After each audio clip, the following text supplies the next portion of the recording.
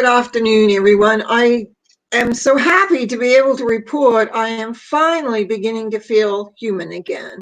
It's been a long time. It's actually actually it is a month since I came down ill.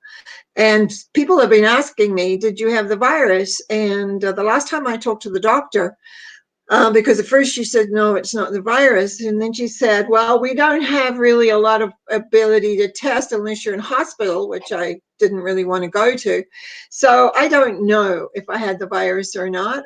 I do know that right now, the majority of the symptoms that I have seem to be gone. I'm just still very tired and still have to watch my energy levels.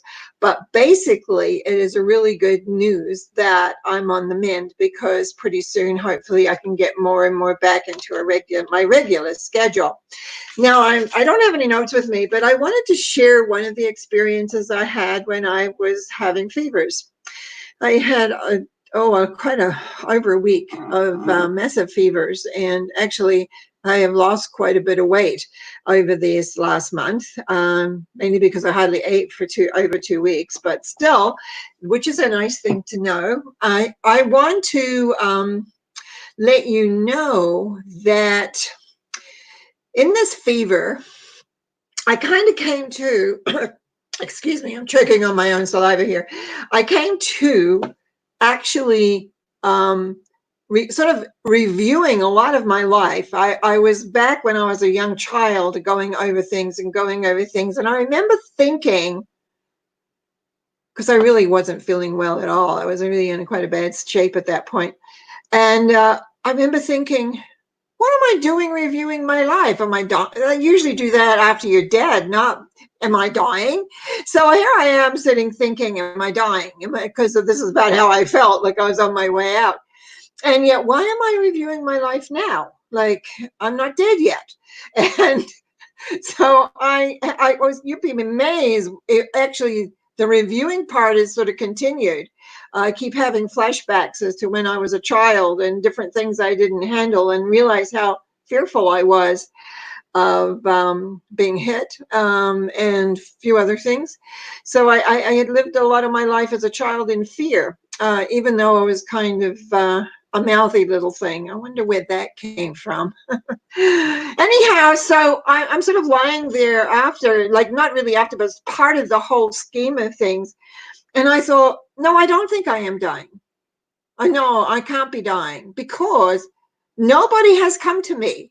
There's been no parent, there's been no daughter, there's been no sisters, there's no been other friends that have departed. Nobody has come, which is usually what happens. I know when I have been with people who are actually, you might say, making their transition, usually there is at least one person, if not many, that have come to help you across. And so I'm saying, well, I guess I'm not dying then. Well, that's good. And the one thing too with that I wanted to point out, for some of you who've listened to some of my talks, you'll hear that I've talked about this, how important decisions are. Decisions that you make. And at that moment, I totally decided that no, I wasn't dying. And I know that later on, when several people were really worried about me and they helped me with food, and they helped me, even though I didn't have much strength to prepare much or eat much either, my appreciation and gratitude is really big for everybody that helped.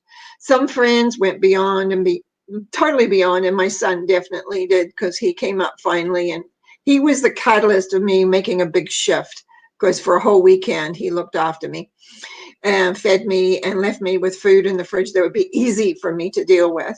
So know if you have friends that aren't doing so well, just really important to make sure that they go. And I know the lockdown is in and all these things for pretty well everywhere, but I can't tell you how good it feels that even though I still have naps, and sometimes I go, oh, I'm tired, I better lie down, and I do, and I have a little sleep, which can be, yesterday I think it was nearly 2 hours, but I had been busy, so I understand that.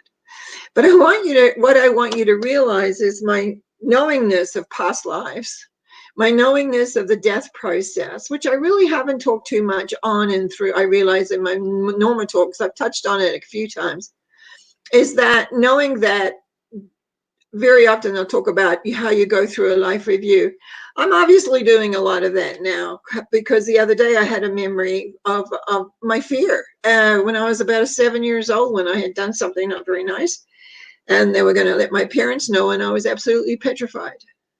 And it's so interesting, these things are coming out now. And I really think a large part of that is because in the fever, it unlocks those parts. Now, most of you know I do this energy transformation work, and I was just redoing some filing actually and discovered how much I had done for myself last year when I was hitting some stuff.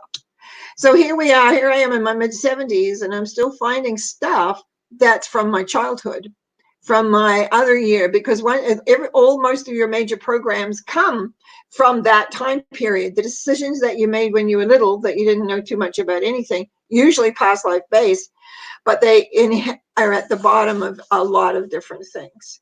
So the more I discover about me, the more I discover of who I am and who I want to be, it's about clearing out of that. So there is another story, but I'm going to leave that for another time, where in one of my fevers, I had quite an experience. But I'm going to leave that for another day. I just personally want to thank all the subscribers who have subscribed. I know not much has been going up this last month because, well, even before that, I was on holidays. So it's like really a bit crazy a time for everyone. But as long as I keep getting better, as I am doing, things will always be happening. So I wish you all well. And just remember, if you want to get hold of me, you can through my website, normacowie.com, or you can email me directly, norma.cowie@gmail.com. I wish you well, stay healthy, be kind to one another, and we shall see you, I know, more regularly soon.